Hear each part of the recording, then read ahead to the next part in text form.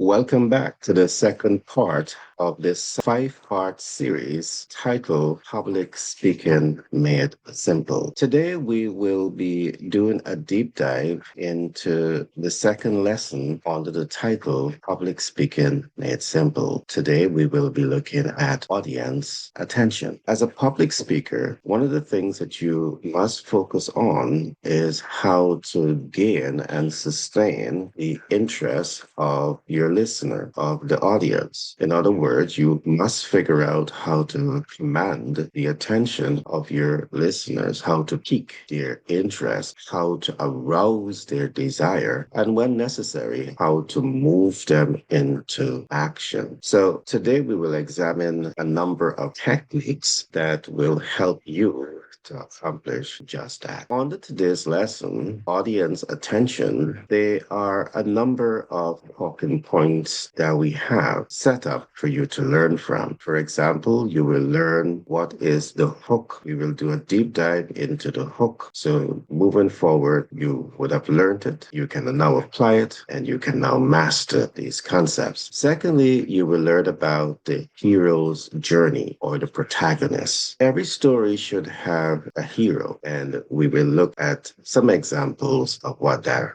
represents. Third, you will also be looking at key takeaways, and having key takeaways as part of your attention grabber is very important. When this is used in the right way, it literally helps to pull your audience in, but even more so, sustain their interest throughout your presentation. And last but not least, we will be looking at significant reveal, the end role. Now, let us begin to do that deep dive into today's topic. The hook. How significant is the hook? What exactly does it mean? It means that from the very first words that you're using, it must be designed to capture the audience attention. So whether you're using words or visual aid to communicate a message, that tool that you're using, it must be designed to capture the attention of the audience immediately. An example for speakers can be you starting your topic by saying, John became a multimillionaire in less than 5 years, and he's now rubbing shoulders with billionaires. Well, of course, those that want to elevate themselves to millionaire status, you will arouse some degree of curiosity here. John became a millionaire in less than 5 years, and he's now rubbing shoulders with billionaires. Now, in this hook, you provide enough information to say what John did, but you didn't give a step-by-step example of how he accomplished his objective. One, in becoming a millionaire, and two, in now rubbing shoulders with billionaires. So at the beginning of your story, this is just an example of how you can put words together, forming that hook to capture the immediate attention of the listener. Now let's begin to look at the hero's journey, the protagonist. There are a number of things that you're looking at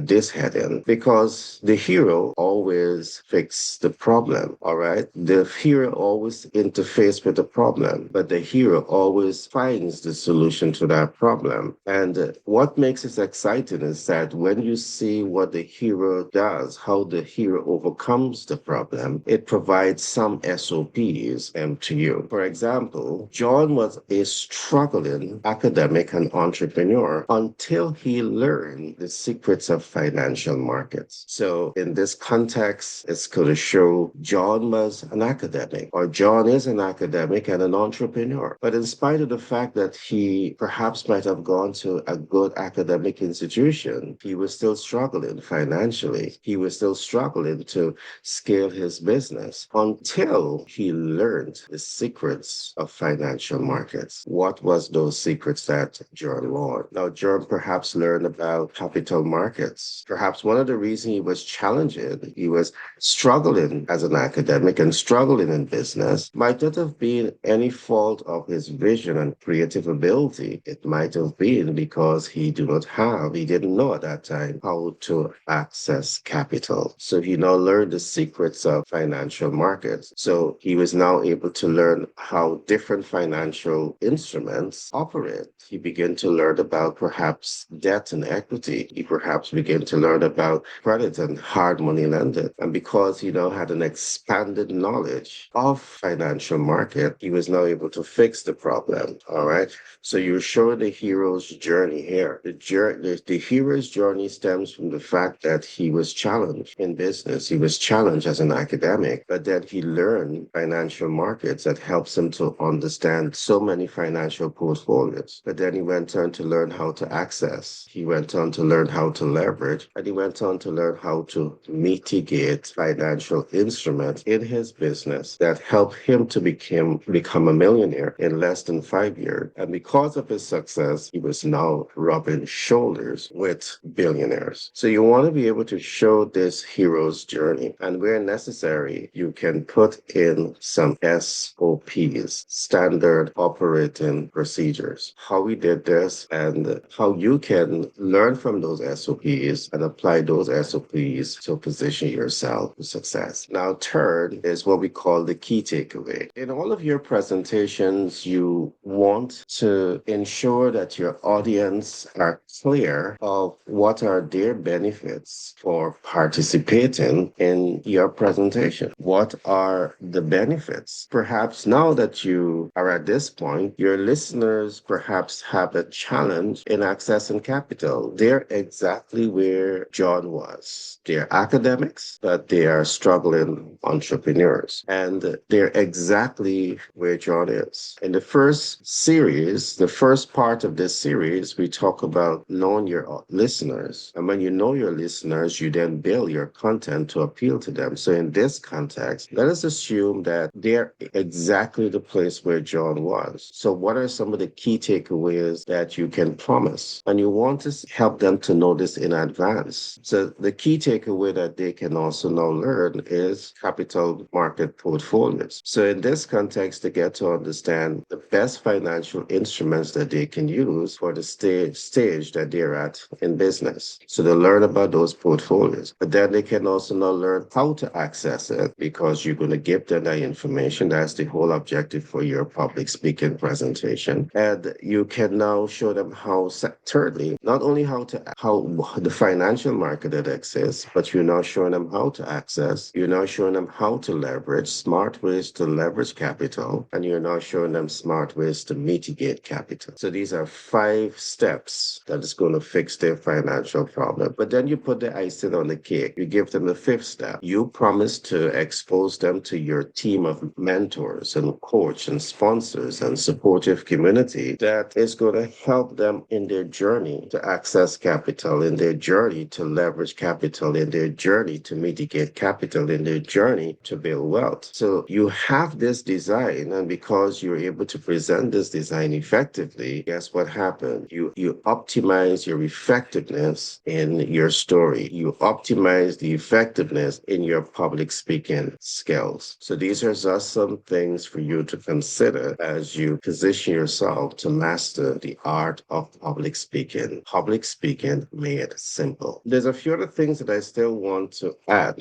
all right, that you should consider as a public speaker. There's the concept that we call significant reveal, the end role. All of this is being set up not because you can set them up, but they're being set up with a strategic focus. Because in many cases, the hook may not be enough for your listening audience for an hour or two. So the way you design your presentation to hold your audience attention is the major game changer. So you have to focus on the hook and ask yourself, what is the intention with the hook? You have to focus on the hero's journey and be certain that you have a very good story that aligns and appeals to your listeners. The key takeaway must be able to give immediate results to your listeners. Very often you may have delay benefits, but if you keep making your presentation and there's constant delay, you're having multiple public presentation. Every time you make that public presentation, you say it is to come, but 5 years has passed and the promise has not materialized. Your listeners then start to lose interest in what you're saying. So in the key takeaway, you want to ensure that you have some immediate benefits that they can walk walk away with public speaking made simple. The last concept that we're going to be looking at here is significant reveal, the end role.